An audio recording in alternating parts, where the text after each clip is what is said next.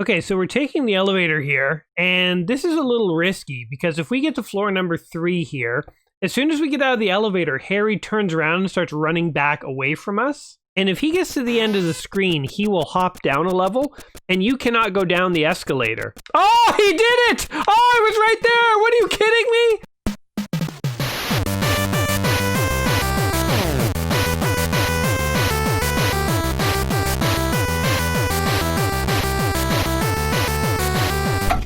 Welcome back to another episode of Saturday Afternoon Gaming. I'm your host, Gaming Jay, and today we're hopping into the 1983 Activision classic known as Keystone Capers. In this video game, Officer Keystone here is trying to catch Harry Hooligan before he can escape a department store. I don't know what Harry did, but he did it, and we're after him.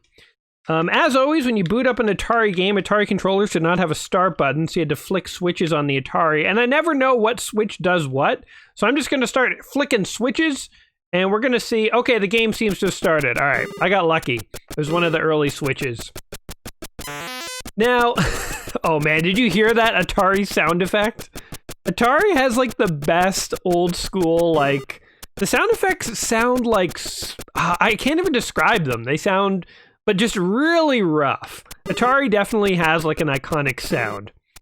Anyway, so this is a game. You're kind of running through this department store. You can see there's actually a mini map at the bottom, which actually, honestly, is quite impressive for the Atari 2600. There's Harry Hooligan. He's running around a department store in prison garb. How did he not think he was going to get caught by this, detective who's going above and beyond? You know, he doesn't care what kind of trouble he gets in with the mayor or the chief. He's going to catch Harry Hooligan. Because that guy's a no-good-nick. Oh, here he is. He's going down. You go down, Harry. Oh, we caught him. And we turned him into points. Now, Activision here, I think, made really advanced games for its time. Like, we have played Pitfall. Pitfall was one of the early games I played in my Saturday Afternoon game series. And I always remember Pitfall as a kid as being a really advanced Atari game. Because compared to other games where you were just like a spaceship in space shooting dots at other dots, Pitfall had like an environment. It had vines and crocodiles and stuff. I don't know, like, and then I see this game and I'm thinking this one, I'm like, wow, Activision like has a style. They make like advanced Atari 2600 games. Like, this is like pretty advanced. Like, look at all the colors on the screen. Most Atari games did not look like this, guys. Most Atari games were way more basic. So I have to say, this is a pretty impressive game, all things considered. And oh, we drop kicked him in the back of the head. Harry, don't play around. Or not Harry, what's my name? Officer Keystone? Hooligan Harry is the guy who I'm trying to catch. Anyway, people are now throwing shopping carts at us. There are elevators, by the way, in the middle of the map. I like how when the officer gets to the escalator, he's like, and done. And he just stands there. It's like, officer, you can run up those stairs. But anyway, here's the elevators. You can hop into these elevators and get off at different floors if you want. Do I get an option here? As soon as, if I go to floor number 3, Harry's going to turn around and start running the other direction away from me. And this is actually a little risky because, well, if you hit a shopping cart, it's risky. But it's risky because if he gets to the end of the screen, he will hop down a level, and you cannot go down the escalator. Oh, he did it! Oh, I was right there! What, are you kidding me? Okay, so see, now I'm kind of screwed. The only way to get him is I have to run to the elevators, and I have to go back down a level. But as soon as I do, he is going to, oh my god. Come on, elevators! He is going to turn around. There he is! He's right there! Oh my god, okay. Well, that was a huge cluster of mess. Really screwed up that run. This game even has lives, which is pretty cool. Again, I think as far as Atari 2600 games go, this game is like actually surprisingly advanced. It's basic, of course. You know, like you're always running through a department store. Nothing really changes on that front. I always wonder if they could have just palette swapped the background and they could have said like, oh, now you're in like a mall in the Southwest. Now you're in a mall in Canada, you know, like just simple palette swaps could have made this game feel much bigger. Or putting escalators at different points. Like, even in the Atari 2600 days, I feel like you could have mixed the maps up a bit through a bit of procedural generation and given this game even more life. But that said, You know, we're seeing like grocery carts now. There's red bouncy balls. Soon we're going to start to see airplanes. Oh, speak of the devil, there they are. So things get quite advanced in this game quite quickly. Oh God, out of the way, airplane. Out of the way, airplane! Those airplanes are tricky. Also, why is like a red bouncing ball a problem for this police officer? You know? He's like, I want to catch that thief, but if a ball hits me, that's going to be mighty inconvenient. It is also interesting how these different objects have different mechanics. Like the planes, as soon as they go off the edge of the screen, they seem to respawn. Like now it's going to respawn. The grocery carts, however, do not. So I feel like each new like enemy type is building on the last. Kind of interesting. I do also want to mention today that one of the reasons I wanted to play an Atari 2600 game is because I have a new Atari controller, guys. It's the Hyperkin. And I don't remember the model number or name or anything at the moment because what did I just hit? What was that? I don't remember the model or anything like that, and I can't look it up for you right now because I'm in the middle of playing. Oh, I kicked him in the butt that time. But hopefully there's a picture on the screen and you guys can get an idea of what this thing actually looks like. But it is rad. It is really neat. So the Atari classically had joystick controllers, and something like the D-pad didn't exist until the era of the NES, really. I mean, the D-pad technically actually predates the NES, but it was really popularized, I think, for most people on the NES. So, you know, I think it's a little disingenuous to go back and play Atari 2600 games. We're going to gamble with the elevator. No, we're not. Door closed. I think it's a little disingenuous to go back and play Atari games with an NES controller. Not to say I've never done it, and I think I've done it on this channel. But typically, like, my stance with old video game controllers has always been that the game that you play is an interactive combination of the game and the controller.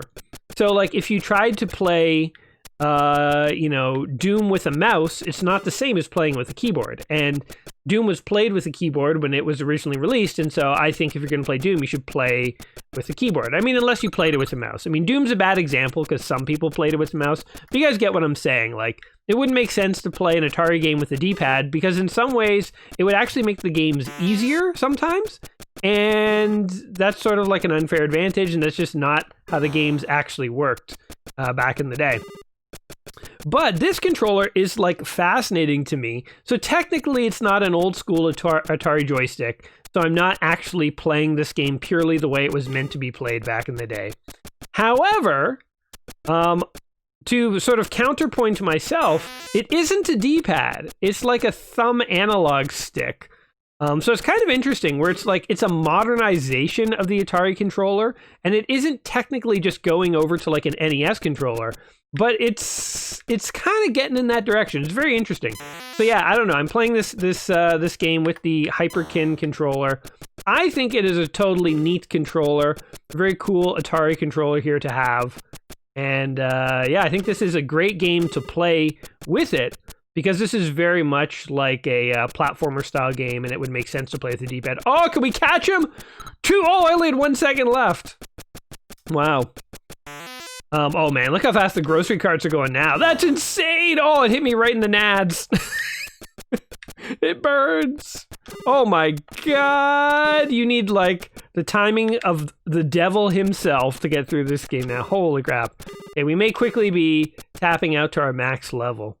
I need to experiment more with the elevators. I think the key to this game, to getting Harry, oh crap, is knowing when to take the elevators. Oh my God, I just took a plane to the face. All right, we're going elevators on this one. We're gonna see what we can make happen. Here's my, oh God, I took that to the gut. The only way we're gonna start passing these higher levels is by taking those elevators. Oh, I took a ball to the face. This cop is just getting beaten up by the environment here. But we have 11,000 points. Here's another fun fact about this game. Back in the day, if you got 35,000 points and you took a Polaroid of that and you sent it to Activision, they would send you like an arm patch that you could sew on to like a jacket. And everyone would know you were cool because you were good at Keystone Capers here. I wonder if Todd Rogers has a Keystone Capers arm patch. You guys remember Todd Rogers? He's the guy who basically cheated at, what was the game? Dragster? It was an Atari game. He cheated and said he had the high score when he totally didn't. And he's been caught cheating at other things as well. And so he's been like stripped of all his records and stuff. But, you know, the guy is not bad at video games. You know, like he definitely cheated and he didn't get the super high score, but he's still good at video games, better than me, I'm sure. I'm sure Todd Rogers could outplay me. I'm sure his cheating ass could beat me at this video game, even if he is a cheater. Oh my God. Okay. We really messed up near the end there. I gotta like redeem myself, I feel. How do I start this game? There we go. All right, off we go. I want to get 35,000 points. I wonder if Activision will still honor the arm patch. I want to get the arm patch. But yeah, anyway, so Todd Rogers, like, he made false claims. He you know, is not actually, didn't ever actually hold the world record in Dragster. And there's like videos you can watch and see that other people actually had the same record as him, and his record was obviously fake. And you know, they've tried to like replicate it. Like Ben Heck, I think, tore apart an Atari and tried to replicate Todd's inputs, and he was claiming to pop into second gear before first, and all this nonsense. But I think he could probably still run circles around me. So I don't know. I'm not saying that we should redeem the guy, but I am saying that, you know, he's probably still pretty good at Atari games. Whereas for me, oh yeah, drop kicking. That's what I want to do every time we catch Hooligan Harry. I just want to drop kick him in the back of the head. For me, I feel like Atari was not where I popped. I feel like the NES is where I... Oh God, missed the elevator again. The NES is where I got good at video games. Or at least better. Or good enough, I think, I guess. I was never, like, amazing at them. But yeah, if we could get 35,000, snap a Polaroid. It's so weird to me, the idea of, like, snapping a Polaroid to, like, prove your skill. Okay, we're gonna go in. No! He's going back down. Crap. Okay, going in is actually a bad move at this level. Crap. So I thought as soon as we got out of the elevator, he would turn back, but as soon as we are like at that higher level, he turns around. So that is not good. But yeah, it's so funny to think, like, how do you submit your high score to a video game company in like 1983? And it's like, well, you take a Polaroid picture, I guess.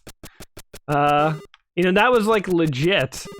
It's funny because like that could be faked so easily nowadays. Like back in the day, I don't know, I guess. I mean, first of all, it's probably way harder to fake back in the day, but also I feel like people were just more trusting back in the early days. Or maybe they just didn't care. Maybe Activision was like, who really cares if somebody fakes a Polaroid to get a patch? Just send them the damn patch. You know, just get them to leave us alone whenever you have to send these kids. Oh, yeah. Wait, is that faster? Is jumping on the escalator faster? Because when you stand on the escalator, you just come to a dead standstill. This guy does not understand the idea of running up an escalator. Certainly doesn't understand the idea of running down an escalator. But when you jump on the escalator, you get like halfway up it. I think that's faster. Oh my God, guys, we could be a speedrunner. I should give up on my 1001 quest and go into like speedrunning old Atari games. I mean, I probably would never be good enough for anyone to actually care, but we could try. We could try and do it. I think it would just be an embarrassing endeavor for everybody involved. Should we wait? Yeah, all right. Let's try and wait on this one. Oh, it's going down, man. Going down. Okay, I don't know if that was actually faster than just taking the escalator. Also, if you pay attention to the minimap, Hooligan Harry is not taking the escalator. He's running past the escalator and then, like, climbing the side of the building. I don't know why he doesn't just take the escalator. Harry, there's an easier way to live the life you're living, man. There's an easier drop kick to the head. Drop kick to the neck, man. Man, if you got a boot to the back of the neck while you were running full speed through a department store, you'd probably just barf. Just throw up instantly. That's hardcore, man. You like kill somebody that way. I guess this guy doesn't care though. He's like he's just like, he's a cop who's gone rogue, man. Okay, this escalator's really screwing me over. I'm committed though now. Now I have to wait for this escalator. Okay, come on, come on. Ooh, this might be one level where we could maybe get to the... We're going to go to the 3rd floor. Oh, this is it. This is the one. We're going to pop out and we're going to surprise the crap out of him. Oh my god, he's like going to be on the screen when we pop out. Oh, there he is. He knows that we're coming. He's turned back already. All right, let's get this guy. Boom, I don't care about the ball. You lose 10 seconds every time you hit an obstacle, and I think if you hit 2, you die. But we can't afford to let him get to the last screen. No, you son of a bitch! Are you joking me? Oh my god. That's ridiculous. That is ridiculous. How are you supposed to catch him? The escalator seems... Oh, we didn't die. The escalator seems like it would never work.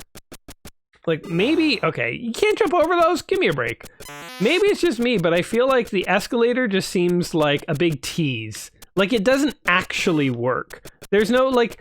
I gunned it, guys. When I got out of the 3rd floor elevator, I just started running, and I even took a ball to the gut, and I still didn't get him. Like, how are you supposed to do that better? I guess the 3rd floor escalator is a giant, like it's a troll. It's a developer troll. They're like, nobody should ever take the elevator to the 3rd floor. It never works. This is where I feel like, oh my god, and we died. This is where I feel like a little more variety in the stages could have like really elevated this game to another strategic level. Like if they had a thing where like some levels had an elevator from the 1st to the 2nd floor and then the 2nd to the 3rd floor. Or some levels had elevators on the left and right side of the map. You know, like if every level wasn't just escalators at the far sides and elevators right in the middle. If there was a little more interactivity there, that actually could have been quite cool. Another easy thing the developers could have done is change it so that the floor had gaps in it. So that sometimes there was like a pit that you needed to jump over. And if you missed a jump, you fell down a level. Because then that actually might be of some strategic value, because if you're on the 3rd floor and Hooligan Harry goes down to the 2nd, you might actually want to jump down a pit and go down a level to catch him. Oh my god, I even tried to dodge that. And it didn't work! It didn't matter. Man, it gets hard to get points in these later levels. So I guess you get points based on your leftover time when you catch Hooligan Harry here. But I have like 9 seconds left. 12,000. Man, getting to 35,000 is actually quite an achievement. I have respect for people who have that Activision patch from 1983. It's actually pretty funny. I wonder if those are expensive on eBay. I kind of want to look them up later. Just like, what is a Keystone Capers arm patch badge cost? I don't know. I'm gonna bet $25. Seems like a lot, and I would never pay for it. But I'm gonna bet that that's what it's actually worth. Okay, we're definitely not taking the elevator. Hey, both of them disappeared. What are those things anyway? Glowing... They look like treasure chests to me. Maybe Keystone Harry here. No, Keystone. Kelly Keystone. Oh, I looked over in my notes and I died. Keystone Kelly. Officer Keystone Kelly. Maybe he's running through like you know, Pier 1 or something, and he's just like jumping over like artisanal stuffs, artisanal treasure chests for the living room, and he's just totally like wiping out and like eating it on them. Like, like in Jackass.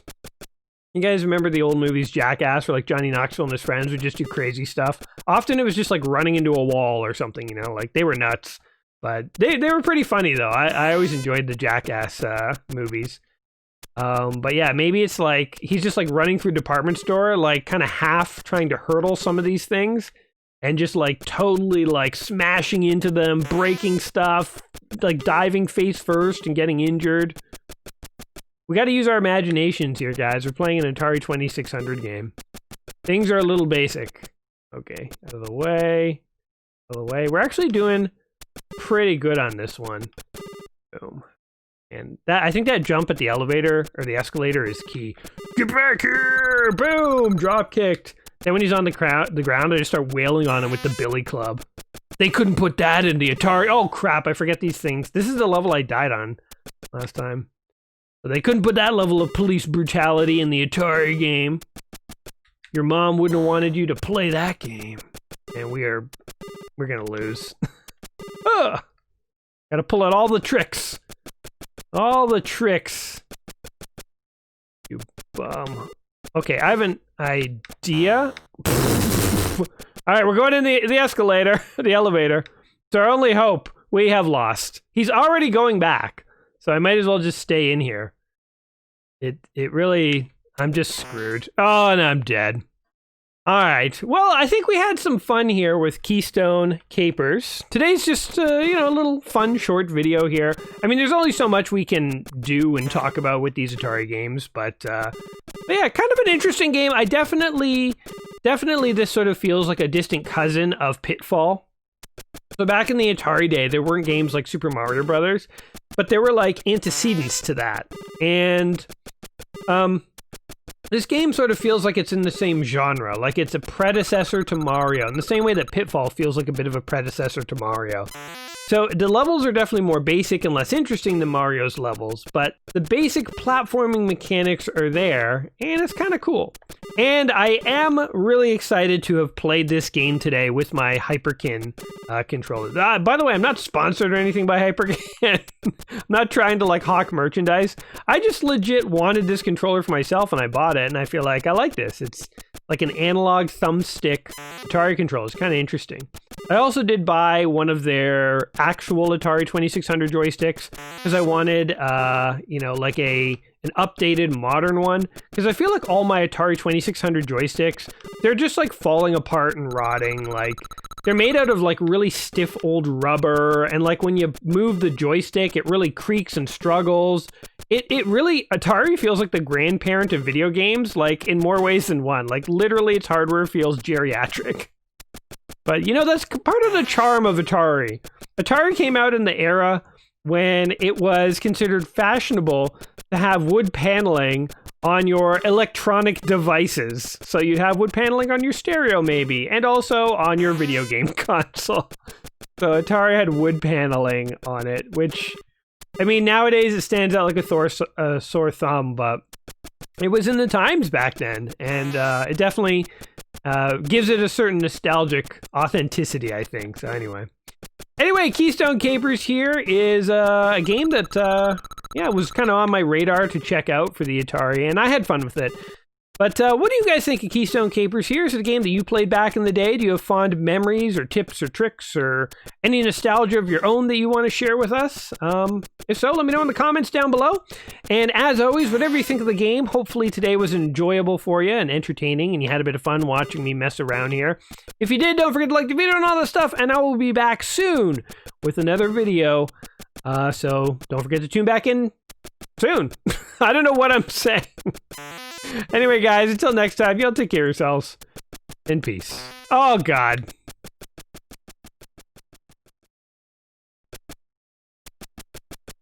Son of a bitch.